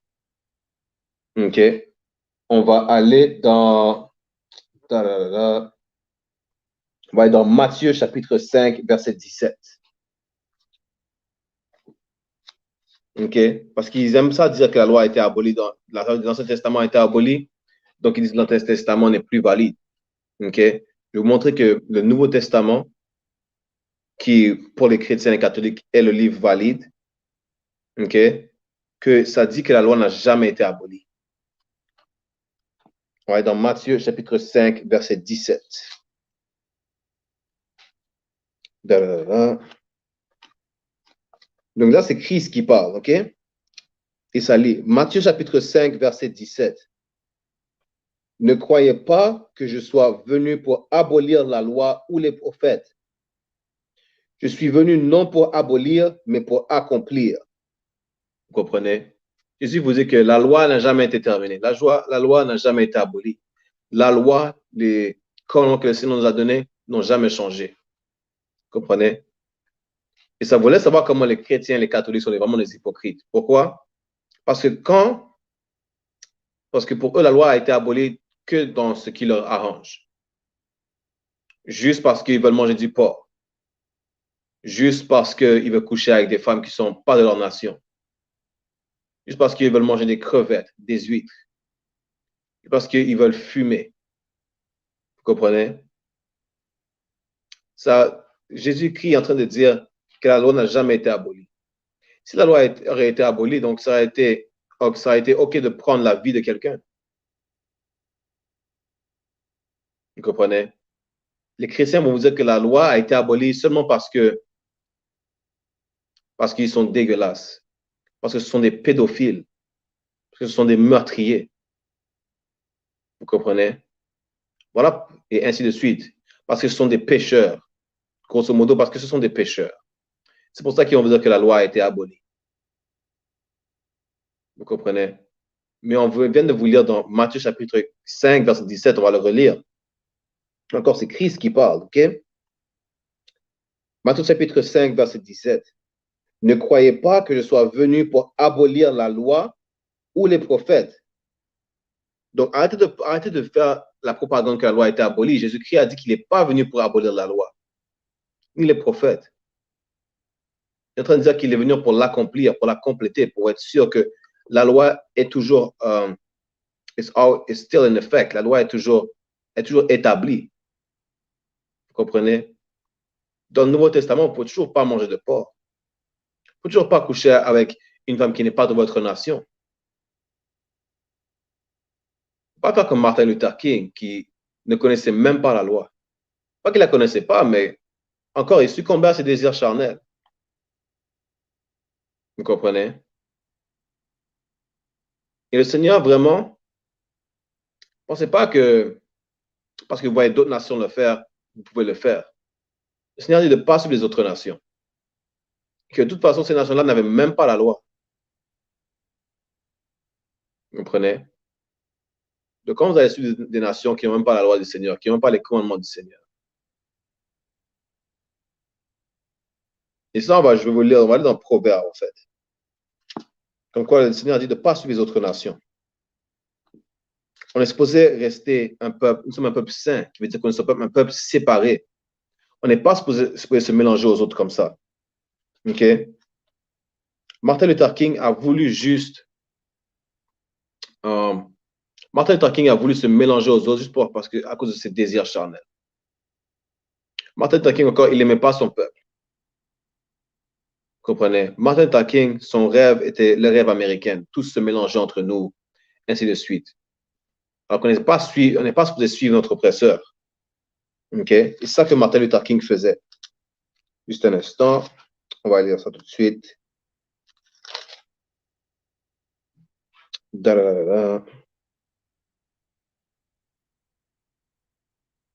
Ça, donnez-moi juste un instant. On va dans Jérémie.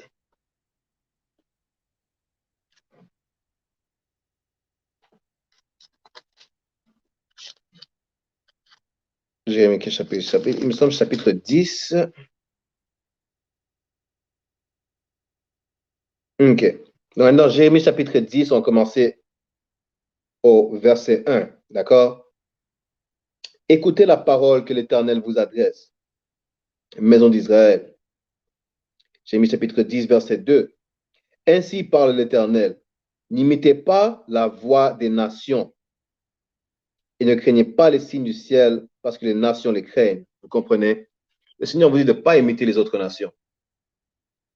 Donc, vous, qu'est-ce que vous faites à cause de vos désirs charnels? Vous voulez imiter les autres nations. Vous pensez que c'est OK d'aller fumer, c'est OK d'aller manger tout ce que le Seigneur vous dit de ne pas manger. Donc, allez manger des crevettes, allez manger du porc, ainsi de suite. C'est correct d'aller marier des femmes qui ne sont pas de votre nation. Alors que le Seigneur vous dit de ne pas suivre les autres nations. Vous comprenez? Encore, toutes frères et sœurs chrétiens, catholiques, peu importe, mormons, ainsi de suite, qui font comme s'ils connaissent les lois.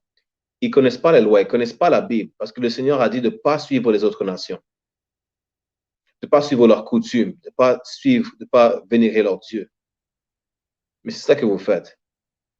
De ne pas aller marier des femmes qui ne sont pas de votre nation. Vous comprenez? On va même lire cela. Je vais même vous montrer une autre chose, d'accord? Que le Seigneur aimait juste la nation d'Israël. Donc, pourquoi le Seigneur pourquoi est-ce que vous pensez que c'est correct que le Seigneur, non, c'est là. Pourquoi est-ce que vous pensez que c'est correct d'aller vous joindre, de faire une alliance avec des nations que le Seigneur n'aimait pas? Pourquoi est-ce que vous pensez que c'est correct de faire une alliance avec les autres nations que le Seigneur n'aimait pas? OK? Donc, on va aller dans les apocryphes. OK? Je vais lire ça dans les apocryphes. On va aller dans 2e Esdras, chapitre 6, verset 54. OK? Et ça lit. Et après ceci, Adam aussi qui est le plus. C'est un instant.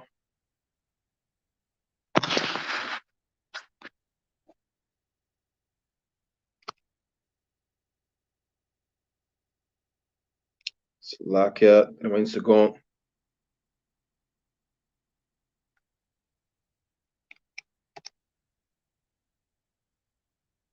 OK. Donc, 2e Esdras, chapitre 6, verset 54. Et après ceci, Adam aussi que tu as fait Seigneur de toutes les créatures, de lui viennent nous tous, et le peuple aussi que tu as choisi.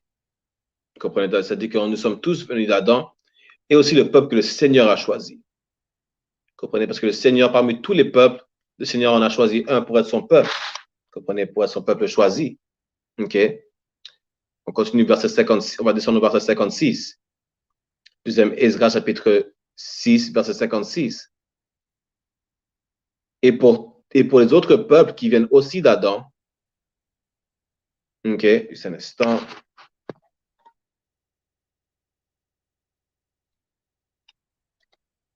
Et pour les autres peuples qui viennent aussi d'Adam, tu as dit qu'ils ne sont rien, mais sont comme du crachat. Et tu as comparé l'abondance d'eux à une goutte qui tombe d'un vaisseau. Vous comprenez? Donc, pour tout autre peuple qui n'est pas le peuple choisi du Seigneur, qui ne sont pas israélites, le Seigneur les pense à eux comme du crachat, qui ne sont rien du tout. Qui sont comme la goutte d'eau, comme une goutte d'eau qui déborde de votre verre. Vous comprenez? Ils ne sont égaux à rien pour le Seigneur. Ils sont du crachat. Donc, qu'est-ce qui vous fait penser que pour vous, c'est correct d'aller marier d'autres nations que le Seigneur pense comme s'ils ne sont rien du tout, qu'ils ne valent rien, que ces nations-là sont comme du crachat? Qu'est-ce que vous pensez que c'est correct d'aller marier ces autres nations-là? Vous comprenez? Ça, c'est de un. Non seulement ça, mais vraiment, la plupart de vous, non seulement ils veulent marier d'autres nations, mais la nation laquelle le Seigneur déteste et que même il mentionne qu'il déteste, qu'il haït, vous voulez vous joindre à cette nation. OK, je vais vous le montrer. On va aller dans Romains chapitre 9, verset 13. OK? On va commencer au verset 12, d'accord? Romains chapitre 9, verset 12. Il fut dit à Rebecca, l'aîné sera assujetti au plus jeune, selon qu'il est écrit, verset 13, j'ai aimé Jacob et j'ai haï Ésaü.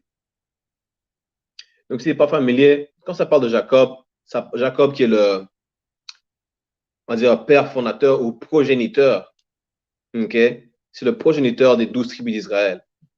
Okay? Son nom a été changé en Israël. Il a eu 12 fils, qui sont les 12 tribus, vous comprenez? Donc, quand ça parle de Jacob, ça parle des 12 tribus d'Israël, des soi-disant négro-latino-amérindiens. Okay? Le Seigneur a dit qu'il aime Israël, mais qu'il haït Ésaü. Qui est Ésaü? Son autre nom aussi était comme Édom, qui est le progéniteur des Édomites. Vous comprenez, qui est la race caucasienne aujourd'hui. Le Seigneur a dit qu'il aime les négro latino-amérindiens et qu'il déteste les Édomites, les caucasiens. OK? Donc, qu'est-ce qui vous fait penser que c'est correct d'aller marier une nation que le Seigneur déteste, que le Seigneur haït? Vous comprenez? Que le Seigneur hait. Vous comprenez? Le Seigneur déteste une nation, mais qu'est-ce que vous faites? Comme Martin Luther King, vous allez aller coucher avec la nation que le Seigneur déteste.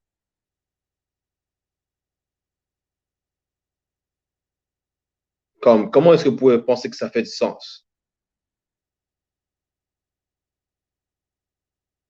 OK? Donc, vite fait. Donc, je vais donner une dernière écriture. OK? Deux dernières écritures un instant.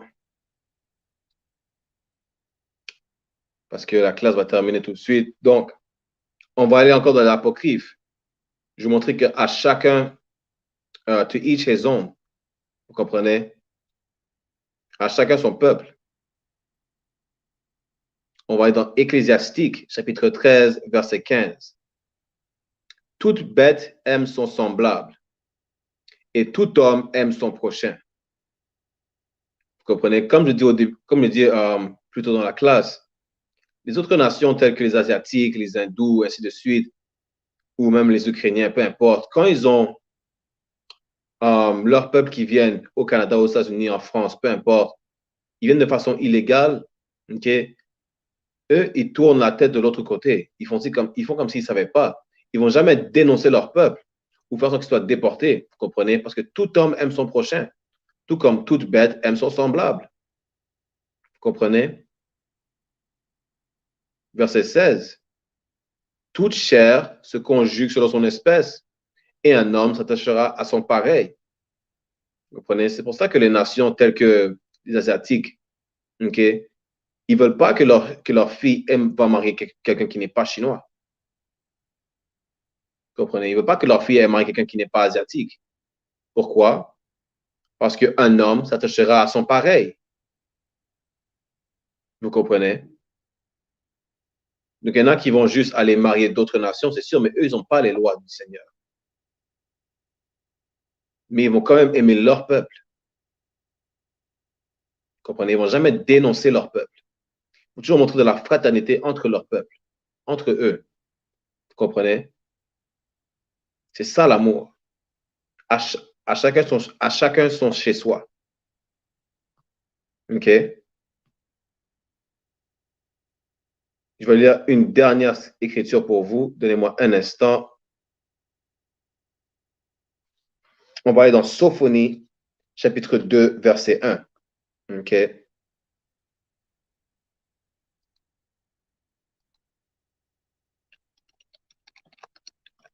Juste un instant.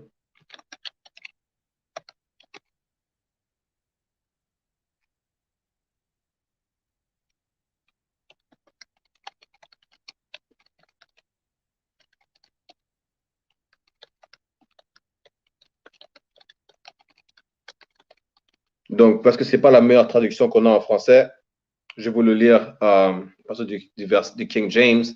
OK?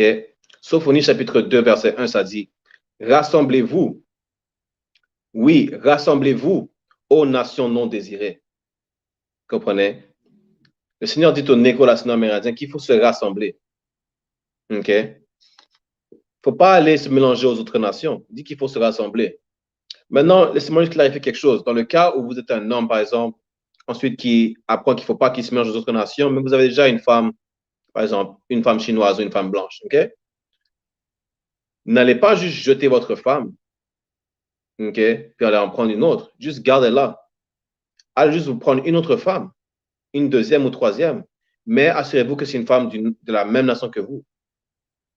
Vous comprenez? Parce que du moment où vous jetez votre femme dans les bras d'un autre, vous la faites commettre l'adultère. Et cet autre homme-là commet l'adultère pareillement. Donc, allez pas pécher en jetant votre femme. OK? À moins qu'elle ait commis l'adultère en premier, vous gardez cette femme-là. Tout ce que vous avez à faire à ce moment-là, si vous allez prendre 2, 3 autres femmes, peu importe quel nombre vous voulez. OK? Mais elles doivent être des femmes de votre nation. Maintenant, pour toute sœur qui est mariée à un Édomite, par exemple, ou toute autre nation qui n'est pas Israël, là, vous êtes coincé avec cet homme jusqu'à ce que cet homme meure. Vous comprenez? Vous ne pouvez pas laisser cet homme puis aller vous chercher un Israélite. C'est pour ça qu'on dit qu'il faut toujours faire attention avec qui vous couchez. Vous comprenez? Allez pas juste ouvrir vos jambes au premier venu. OK? C'est ça qu'on vous apprend dans les SPK. Il faut faire attention avec qui vous couchez. Parce que maintenant que vous êtes avec cet homme qui n'est pas de votre nation, vous êtes coincé avec lui. Vous comprenez? Donc, juste un instant, je vais prendre une dernière écriture. On va être dans Psaume chapitre 133, on va lire le verset 1, et on va terminer la classe. Donc, Psaume chapitre 133, verset 1. Voici, oh, qu'il est agréable, qu'il est doux pour les frères de demeurer ensemble. Comprenez? C'est une bonne chose de demeurer ensemble entre négro-latino-amérindiens. Le Seigneur ne veut pas que vous vous mélangez aux autres, mais il veut que vous demeuriez ensemble. Il veut que vous vous rassemblez, que vous demeurez ensemble. C'est la seule façon que vous pouvez avoir de la protection, de la sûreté, vous comprenez? Que vous mélangez aux autres nations, les autres nations n'en ont rien à faire de vous.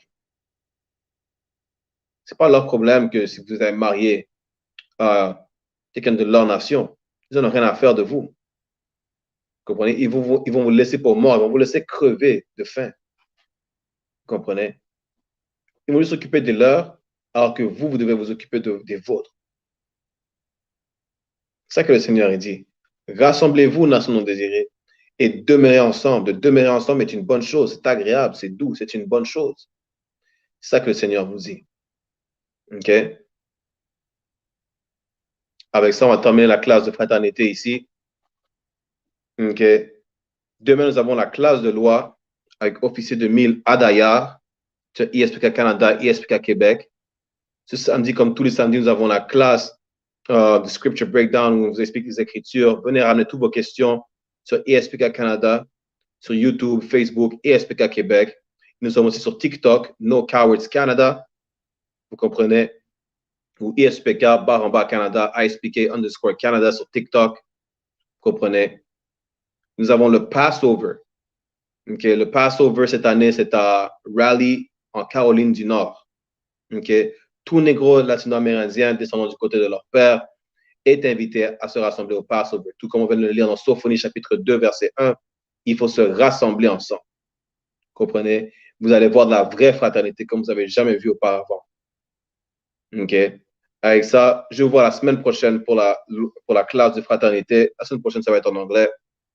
OK? Donc, je vous vois la semaine prochaine pour la classe de fraternité Israël. OK? À tous nos frères, je dis Shalom Yahweh Hashem Shabbat Tam. Tous nos sœurs, Shalom Yahweh. Shalom Yahweh Alatan Hashem Yahweh Shai. OK? On se voit la semaine prochaine. OK? Juste prendre les annonces de sécurité. Juste un instant.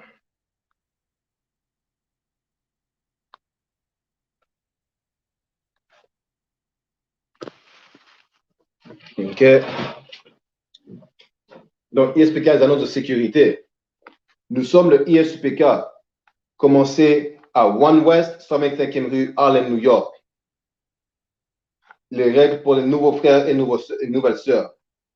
Quand un nouveau frère ou sœur vient dans l'école, ils sont hors limite pour 6 mois. il faut seulement les saluer. Ils sont là pour se débarrasser et de se séparer du monde. S'ils ont besoin de transport, l'instructeur va les arranger. Après 6 mois, si un frère ou une sœur a un intérêt en particulier, pour une personne en particulier, il ou elle doit demander la permission à la tête ou à l'instructeur de parler, de communiquer avec ce frère ou cette sœur. Il y a un autre 6 mois où le frère et la sœur vont se courtiser. Après la période de 6 mois, le frère et la sœur auront la permission de se marier, la permission de la tête ou de l'instructeur de se marier. La dîme, qui est un commandement, dans Nombre chapitre 18, verset 21, et Malachie chapitre 3, verset 8 à 10, qui veut dire 1/10 en hébreu, Ma'aishara. 10% de tout ce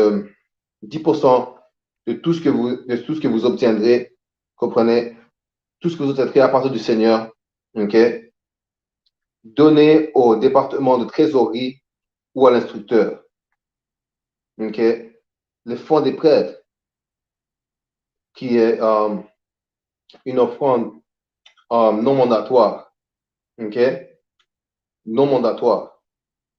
Peu importe quel montant que vous voulez donner. La prochaine convocation sainte, nous avons un instant. La prochaine convocation sainte, nous avons le festin de Purim, qui est le 14e jour et le 15e jour du 12e mois. Cette année, ça tombe le dimanche 5 mars et lundi le 6 mars 2023. Vous pouvez trouver ça vous pouvez lire plus, trouver de l'information dans le livre de Esther, chapitre 9, verset 20 à 31. Ok, rappel pour tout Akiam et Aquatian, pour tous frères et sœurs, de regarder le tableau dans leur école, ok, sur une école physique. Et pour tous ceux qui veulent devenir un soldat ou un trooper dans l'école, ils commencent à s'habiller tout en noir, bottes, chandail, pantalon et headband. Ok, avec ça, on va donner un salut de courtoisie à tous nos frères, de courtoisie à toutes nos sœurs. Ok, en Israël, Amadjam, qui veut dire levez-vous.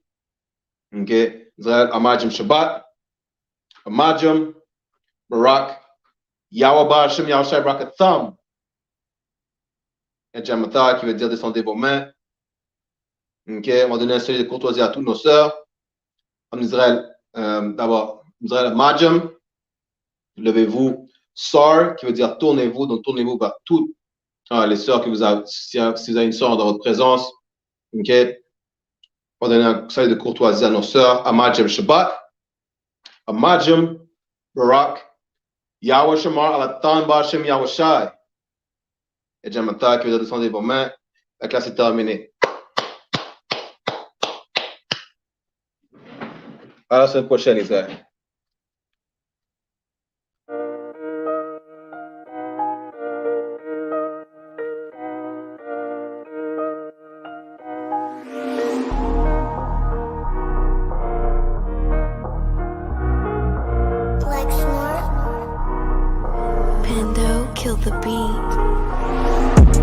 I don't know who, somebody need to hear this. Y'all don't speak Hebrew, that's Yiddish. How the fuck you try to label us anti-Semitic? We the Israelites, blacks, native Hispanics. The Germans getting locked up for the Holocaust. Meanwhile, black people still up in the Holocaust. 100 million of us died in the transatlantic. 6 million died, y'all want the world to never forget it. You can never be a Jew, you a Ashkenaz. This ain't a star dum-dum, a gun thou would die. Yeah, Yeezy told the truth and got ostracized. Not one person in the Bible had on a yarmulke. We were slaves in America like we was in Egypt. Y'all don't even fit the curses in the Torah neither. Y'all was blind to the truth, I had to make it clear. How Jerusalem, your land, your people came from Europe. That was 1947, your menorah got 9 sticks, it's really only 7. Yeah, it's us against the world, Armageddon. This what happened when you inherit lies from your ancestors. Y'all the synagogue of Satan with them black hats. Your whole nation sitting ducks, Aflacs. Bunch of thieves and culture vultures, ain't nothing kosher. To tell the truth, you vagabonds don't have a culture. Macedonia, Alexander and Philip, you a convert, so tell me, how the fuck is you Israel? That don't make you the people just cause you litter. Why my people can't hate your people like y'all hate Hitler? All the prophets was black and was called nigga. Y'all don't even fit the description that's in the scriptures. Abraham, all the way down to Jacob, we the real Jews. Y'all don't study Christ, y'all follow the Talmud. Keep it real, yeah, let's keep it real. Cold hard truth, it give you chills. Say y'all Jewish cause y'all ain't really them. About to do them like Hammond, it's the Feast of Purim. UPK undefeated, this an easy win. We was born fighting, y'all the evil twin. Jacob took hold of his heel, then out came his little red bastard and they kosher deals. It's only 12 tribes, y'all trying to make it 13. Esau despised his birthright, the Lord cursed him. You ain't the devil, who is? I'm still searching. Ask your rabbi, why he get them babies herpes? I don't know what's worse, that or you claiming that you a Maccabee. I'm about to cancel, everybody try to cancel ye. I ain't afraid to speak, that's what I do. They riding to the core, I'm just judging them by their fruit. Cause they ain't suffering curses. If I was carnal, I promise I'd punch you in person. I know this an uncomfortable subject. They making millions off our culture and black people suffering from it. Yeah, they don't believe in Christ, they the Antichrist. Make a living off of niggas, they a parasite. I ain't afraid to tell the truth, niggas terrified. I'm about to go DEFCON 4, I ain't satisfied. That is proof. That is absolute proof. Shalom, Israel. And when I mean Israel, I'm talking about the Black, Hispanic, and Native Indians. The Lord's 54th annual Passover is going down again this year, sundown, April 1st at 500 South Salisbury Street in Raleigh, North Carolina at the Downtown Conventional Center. It's got enough room for all of us. The Lord's 54th annual Passover. Last year, brothers and sisters showed up from all over the world, rocking ancient garments and glorious apparel in order to serve the Most High in Christ. Now, it's that time again. Commander General Yohana's putting out the decree for all brothers and sisters to show up sundown, April 1st in Raleigh, North Carolina. Join us at the Sheraton in Raleigh, the hotel right downtown. It's at 421 South Salisbury. The Passover is right up the block at the Convention Center, literally within walking distance. Make sure you pull up. Make sure that you do your due diligence because rooms are going fast and they are limited this weekend. You understand? We have months in advance of preparation. Do not wait till the last minute to get your room. The Lord's 54th annual Passover, Saturday, April 1st in Raleigh, North Carolina. Join us there.